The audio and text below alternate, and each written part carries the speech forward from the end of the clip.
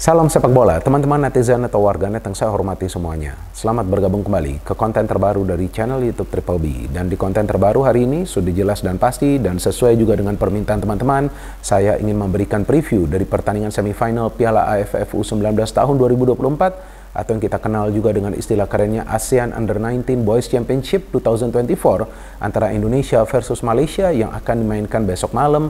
Rencana kick-off dari pertandingan ini adalah mulai pukul 19.30 waktu Indonesia Barat. Seperti yang sama-sama kita ketahui teman-teman bahwa timnas Indonesia U19 kita ini diproyeksikan untuk bisa lolos ke Piala Dunia U20. Artinya bagi Indra Safri, Piala AFF U19 ini perlu dia manfaatkan untuk bisa mempersatukan para pemain di atas lapangan agar chemistry mereka terbentuk dan juga untuk melihat kesiapan dari para pemain sebelum nanti mereka akan berjuang di babak kualifikasi untuk bisa lolos ke Piala Asia U20. Dan sangat penting bagi timnas Indonesia U19 agar bisa lolos ke Piala Asia U20 supaya mereka punya peluang untuk bisa lolos ke Piala Dunia U20. Tapi tentu saja Indra Safri tidak akan melepas Piala AFF U19 tahun ini karena kita bermain di kandang sendiri dan tentu kita punya peluang yang besar untuk bisa menjadi juara. Dan memang targetnya bukan untuk menjadi juara, ya tapi masa sih bermain di kandang sendiri kita tidak ingin memanfaatkan kesempatan untuk bisa menjadi juara. Apalagi kita sudah bisa lolos dari fase grup sebagai juara grup. Dan memang faktanya bahwa lawan-lawan yang dihadapin oleh para pemain dari timnas Indonesia U19 di fase grup bukanlah lawan-lawan yang kuat. Ya kan teman-teman, karena Kamboja, Filipina, apalagi Timor Leste, apakah itu di level senior, U19 atau juga U16 bukanlah tim yang kuat di kawasan ASEAN. Tapi kan tetap saja para pemain harus berjuang habis-habisan untuk bisa meraih kemenangan. Dan yang menarik bahwa Indra Safri melakukan perubahan yang signifikan dari pertandingan pertama dan yang kedua sampai ke pertandingan yang ketiga lawan Timor Leste. Karena jika di pertandingan pertama dan kedua lawan Filipina dan juga lawan Kamboja, Indra Safri memakai formasi 3-4-3 hanya mengandalkan satu striker dan tidak menurunkan Welber Jardim dan juga Jens Raven dari awal. Namun di pertandingan ketiga, Indra Safri melakukan perubahan formasi dari 3-4-3 ke 3-5-2, memakai dua striker dan memberikan kesempatan kepada Jens Raven dan juga Welber Jardim untuk menjadi starter. Dan hasilnya permainan yang lebih atraktif dari timnas Indonesia U19. Atraktif itu bukan berarti permainan untuk menyenangkan kita semua. Atraktif itu berarti permainan yang mengandalkan improvisasi serangan. Maka itu jika teman-teman perhatikan statistik dari pertandingan pertama sampai kedua sampai ketiga, maka statistik di pertandingan ketiga ini jauh lebih baik karena para pemain kita bisa menciptakan belasan peluang yang berbahaya.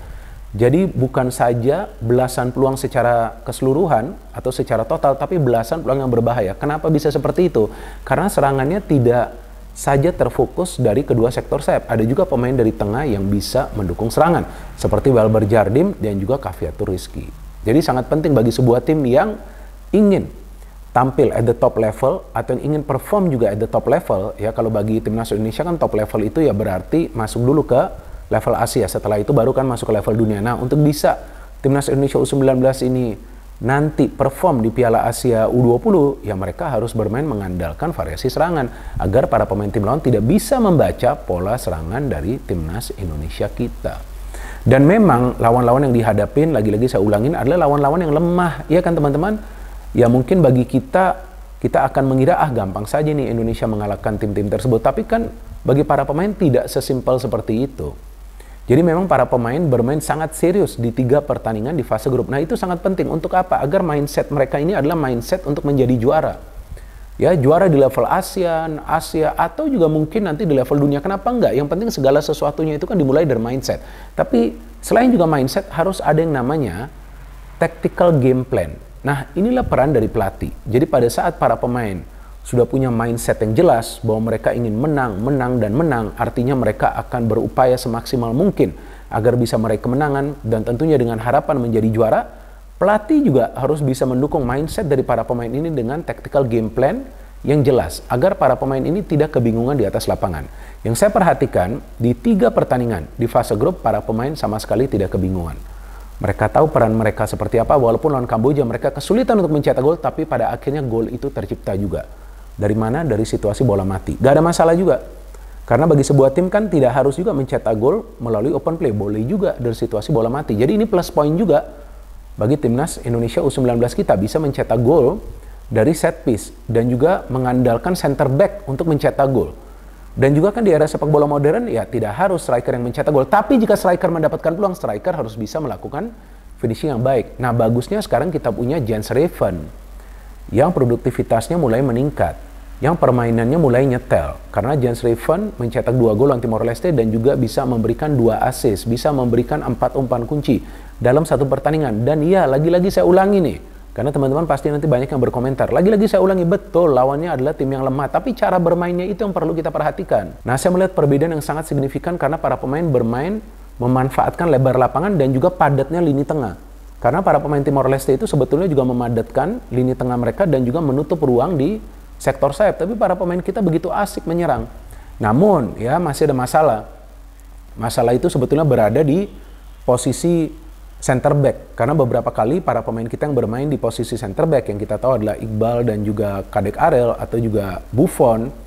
Ya, kalau di pertandingan lawan Timor Leste kan Sultan Zaki ya. Nah, mereka ini sering kecolongan dari proses counter attack para pemain tim lawan. Nah, inilah yang harus mereka waspadai. Belum lagi ada 2 wingback ya. Nah, 2 wingback ini sebetulnya kan perannya bukan saja untuk menyerang, tapi mereka juga harus mengcover open spaces yang terbuka di area pertahanan timnas kita. Nah, artinya Indra Safri juga harus memberikan instruksi yang tegas kepada para pemain. Jangan cuma asik menyerang, walaupun mindsetnya adalah untuk meraih kemenangan. Tapi jangan cuma asik menyerang. Jangan lupa bertahan juga. Apalagi sekarang lawannya di pertandingan semifinal adalah Malaysia, yang saya perhatikan di pertandingan-pertandingan mereka di fase grup, saya nonton ya, babak kedua pertandingan Malaysia lawan Thailand dan juga saya nonton full pertandingan Malaysia lawan Singapura. Mereka counter attack-nya sangat cepat. Meskipun mereka tidak selalu bermain counter attack, enggak. Mereka berani bermain terbuka, kan pelatih mereka asal Spanyol ya. Saya lupa namanya siapa, Juan Torres kalau nggak salah ya. Nah, Juan Torres ini kan pelatih asal Spanyol. Kalau pelatih asal Spanyol itu juga mengandalkan quick counter. Jadi jika kita perhatikan Spanyol yang menjadi juara Piala Eropa, mereka tidak selalu bermain terbuka juga, tapi mereka juga bisa memanfaatkan situasi counter attack dengan mengandalkan fast and effective progressive passing. Jadi passingnya itu akan terus cepat diberikan ke depan. Artinya para pemain kita selain juga di lini pertahanan, di lini tengah juga harus kuat dalam melakukan pressing. Karena inti kekuatan dari Malaysia yang saya perhatikan di pertandingan-pertandingan mereka itu berada di lini tengah mereka. Lini tengah mereka ini kreatif. Dan memang mereka punya sayap-sayap yang cepat. Pemain-pemain yang bermain di sayap yang cepat. Betul sekali, sama seperti para pemain kita. Tapi starting point of attack dari Malaysia itu dimulai dari lini tengah. Inilah yang saya perhatikan di 2 pertandingan terakhir mereka. Ya, lawan Thailand saya nonton cuma pertandingan di babak kedua ya. Serangan mereka dari tengah bagus. Dan mereka bermain compact banget, sulit sekali bagi para pemain Thailand untuk bisa membangun proses counter attack. Jadi tim ini bermain mengandalkan compact football strategy. Nah, jika mereka bermain dengan compact football strategy lagi lawan Indonesia, para pemain kita harus berhati-hati dengan counter attack dari Malaysia, dan juga saya yakin para pemain Malaysia akan bermain agresif, dan itu normal dalam sepak bola kan, permainan agresif, tidak kasar tapi agresif. Nah, makanya para pemain kita jangan sampai terpancing nanti emosinya, jangan sampai terpancing. Karena bisa juga nanti ada trik-trik dari para pemain Malaysia untuk memancing emosi para pemain kita. Dan kita tahu salah satu kelemahan dari para pemain timnas kita, apakah itu di level senior, U19 atau juga U16, adalah dari segi emosi. Jangan sampai terpancing. Jangan sampai nanti mendapatkan 2 kali kartu kuning yang berarti kartu merah, atau juga nanti langsung mendapatkan kartu merah. Karena para pemain kita harus fokus bermain dengan tenang di atas lapangan. Ketenangan adalah kunci di pertandingan semifinal ini, teman-teman. Karena jika kalah, maka sudah pasti out. Dan masa sih kita mau kalah lawan Malaysia kan? Ya, juara gak juara dari Piala AFF U19 itu hal yang berbeda. Tapi ya jangan sampai dong kalah lawan Malaysia kan? Ya kan, nah saya ingat terakhir kali kalau nggak salah ketemu Malaysia itu di pertandingan babak kualifikasi untuk ke Piala Asia U17 di fase grup ya. Iya, pada saat itu bermain di Indonesia juga ya. Saya lupa apakah main di Surabaya juga ya. Saya lupa, sudah lama ya. Nah, pada saat itu kan timnas kita kalah tuh lawan Malaysia. Kenapa? Karena counter-counter dari para pemain Malaysia dan para pemain kita gak tenang. Ya, gak tenang, maunya terburu-buru memberikan umpan, baru dapat bola di tepi kotak penalti langsung syuting. Jangan dulu, sabar dulu. Ya kan, sabar dulu. Apalagi kan kita bermain di kandang kita sendiri. Para pemainnya harus paham bahwa mereka akan didukung oleh puluhan ribu supporter, yang saya yakin Stadion Gelora Bung Tomo akan full house untuk pertandingan semifinal ini. Ayo teman-teman, ramaikan Gelora Bung Tomo ya. Saya memang tidak bisa berangkat ke Surabaya karena saya siaran nanti pertandingan yang semifinal lainnya tuh, Australia lawan Thailand. Jadi saya gak bisa berangkat. Kalau nggak saya pasti berangkat, saya ingin nonton di sana. Ya, ramaikan GBT. berikan dukungan 110% bagi para pemain dari timnas Indonesia U19. Nah, berbicara tentang skema, feeling saya Indra Safri akan kembali memakai skema 3-4-3. Sebetulnya ini skema yang ideal, teman-teman. Asalkan para pemain di tengah bisa bergerak secara proaktif. Nah, yang saya harapkan Balber Jardim bisa fit 100%. 100% kita butuhkan dia di pertandingan semifinal ini, karena dia adalah penghubung dari lini tengah ke depan. Sama seperti Kavyato Rizky. Jadi kita perlu lebih banyak pemain yang kreatif dari lini tengah kita. Dan saya harapkan Donny Tri bisa bermain baik di pertandingan ini jika dia diturunkan. Dan di sebelah kanan, ya kita tunggu nanti siapa yang dipilih oleh Indra Safri. Kan ada beberapa pilihan. Di sebelah kanannya mungkin juga nanti Mufli yang akan dipilih untuk bermain di sebelah kanan. Tapi di belakang mungkin Kadek Arel, Iqbal, dan juga Buffon. Ikram, penjaga gawang kita cukup baik. Tapi lawan Kamboja dan juga lawan Filipina ada peluang ya dari para pemain Filipina dan Kamboja bisa juga dia save. Dan di depan nih, ya sudah tentu Jens Reven harus main. Ya ini yang kita tunggu, nanti akan ada ruang atau enggak bagi Vigo Danis atau juga Tony Firmansyah. Karena ya jika terlalu menyerang dan kita tidak punya pemain yang bisa memfilter serangan dari para pemain tim lawan, bisa sangat beresiko pada saat menghadapi counter attack dari para pemain Malaysia. Nah, berbicara tentang peluang, ya feeling saya Indonesia akan bisa meraih kemenangan di pertandingan semifinal ini, teman-teman. Tapi syaratnya adalah para pemain kita harus bermain tenang, harus bermain mengandalkan variasi serangan, dan jangan terlalu lama dalam mengambil keputusan. Jangan terlalu bernafsu untuk mencetak gol dari dalam kotak penalti yang kemudian nanti mengakibatkan para pemain kita kehilangan bola dan tiba-tiba ada counter cepat dari para pemain Malaysia. Jadi feeling saya Indonesia akan bisa lolos ke final. Ya nanti kita tunggu lawan di final apakah Australia atau juga Thailand.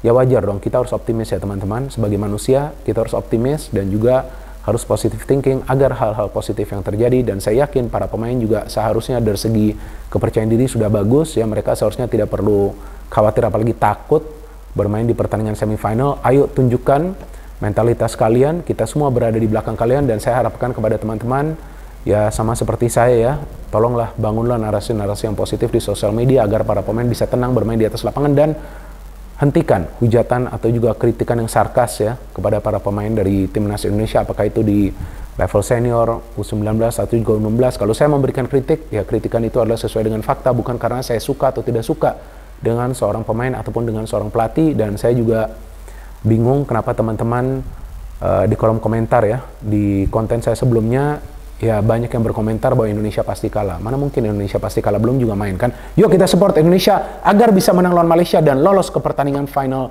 dari Piala AFF U19 tahun 2024. No hate, no politics, only football. Salam sepak bola.